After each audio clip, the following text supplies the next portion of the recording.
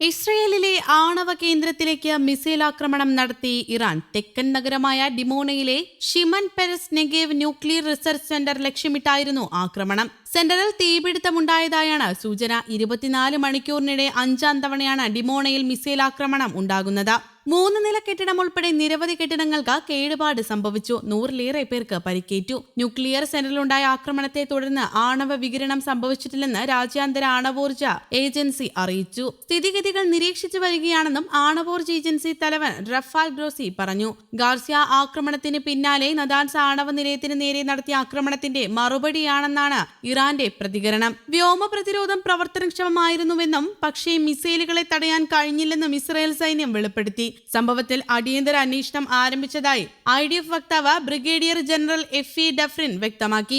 ഇറാന്റെ ആക്രമണം യുദ്ധക്കുറ്റമാണെന്നും ഡിമോണയിൽ നടത്തിയ മിസൈൽ ആക്രമണത്തിൽ കുട്ടികൾ ഉൾപ്പെടെയുള്ള സാധാരണക്കാർക്കാണ് പരിക്കേറ്റതെന്നും ഇത് ഭീകരവാദപരമാണെന്നും ഇസ്രായേൽ വിദേശകാര്യ മന്ത്രാലയം എക്സിൽ പോസ്റ്റ് ചെയ്തു. ഇസ്രായേലിനെ സംബന്ധിച്ച് പ്രയാസമേറിയ വൈകുന്നേരമാണ് കടന്നുപോയതെന്നും ഇസ്രായേൽ പൗരന്മാരുടെ വേദനയിൽ താൻ പങ്കുചേരുന്നുവെന്നും ആവശ്യമായ എല്ലാ സഹായങ്ങളും എത്തിക്കാൻ നിർദ്ദേശിച്ചിട്ടുണ്ടെന്നും ഇസ്രായേൽ പ്രധാനമന്ത്രി ബെഞ്ചമിൻ നെതന്യാഹു പറഞ്ഞു. ഇതിന് പ്രതികാരം ചെയ്യുമെന്നും നെതന്യാഹു കൂട്ടിച്ചേർത്തു. മണിക്കൂറുകൾക്കിടെ 2-ാം തവണയാണ് ഇസ്രായേലിന്റെ വ്യോമ പ്രതിരോധം ഭേദിച്ച് ഇറാന്റെ മിസൈലുകൾ ലക്ഷ്യസ്ഥാനങ്ങളിൽ പതിക്കുന്നത്. യുദ്ധം ആരംഭിച്ച ശേഷം ഇതാദ്യമായാണ് ഇറാൻ ഇത്ര പ്രഹരശേഷിയുള്ള മിസൈലുകൾ തൊടുക്കുന്നതെന്നും 4000 കിലോമീറ്ററുകൾ വരെ ഇറാന്റെ മിസൈലുകൾക്ക് സഞ്ചരിക്കാൻ കഴിയുന്നുവെങ്കിൽ അത് സൃഷ്ടിക്കുന്ന ആശങ്ക ചെറുതല്ലെന്നും ഇസ്രായേൽ സൈന്യം എക്സ് പോസ്റ്റിൽ കുറിച്ചു.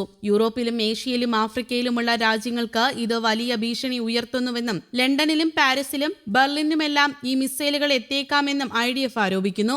ഇറാന്റെ മിസൈൽ ആക്രമണത്തിൽ ആണവ കേന്ദ്രത്തിന് കേടുപാടുകൾ ഉണ്ടായിട്ടില്ലെന്നും ആണവ വികിരണം സംഭവിച്ചിട്ടില്ലെന്നും രാജ്യാന്തര ആണവോർജ ഏജൻസി അറിയിച്ചിരുന്നു. റിയാദിലെ ഇറാനിയൻ എംബസി ഉദ്യോഗസ്ഥരെ പുറത്താക്കിയെന്ന് സൗദി വിദേശകാര്യ മന്ത്രാലയം അറിയിച്ചിരുന്നു. മിലിറ്ററി അറ്റാഷെ അടക്കം 5 ഉദ്യോഗസ്ഥർ 24 മണിക്കൂറിനകം രാജ്യം വിടണമെന്നാണ് നിർദ്ദേശം. അതിനിടെ UAEയുടെ വടക്കൻ എമിറേറ്റായ റാസൽ ഖൈമയിൽ ഇറാന്റെ ഡ്രോൺ ആക്രമണ ശ്രമം തടഞ്ഞതായി അധികൃതർ അറിയിച്ചു. സൗദിയുടെ കിഴക്കൻ പ്രവിശ്യയിലും ഡ്രോൺ ആക്രമണ ശ്രമമുണ്ടായി. ഇറാഖിൽ ബാഗ്ദാദ് വിമാനത്താവളത്തിന് സമീപം US നയതന്ത്ര ഓഫീസിനെ ലക്ഷ്യമിട്ട് ഡ്രോൺ ആക്രമണമുണ്ടായി. ഇറാൻ തലസ്ഥാനമായ ടെഹ്റാന്റെ കിഴക്കൻ മേഖലയിൽ ഇസ്രയേൽ കനത്ത വ്യോമാക്രമണം നടത്തി. യുദ്ധം അറുതിയില്ലാതെ തുടരുന്നതിനിടെ സമാധാന ശ്രമങ്ങൾക്ക് US-ഉം ഇസ്രയേലും ശ്രമം ആരംഭിച്ചതായി US മാധ്യമങ്ങൾ റിപ്പോർട്ട് ചെയ്യുന്നതിനിടെയാണ് ഈ സംഭവ വികാസങ്ങൾ. ട്രംപിന്റെ പ്രതിനിധികളായ Jared കുഷ്നറും Steve വിറ്റ്കോഫും Qatar, Egypt, Britain രാജ്യങ്ങളുടെ സഹകരണത്തോടെ ചർച്ചകൾ നടത്തുന്നുണ്ടെന്ന റിപ്പോർട്ടുകൾ പുറത്തുവന്നിരുന്നു. നിലവിൽ US-ഉം ഇറാനും നേരിട്ട് ചർച്ചകളിൽ പങ്കാളികളല്ല. ഹോർമൂസ് കടലിടുക്ക് തുറക്കുക,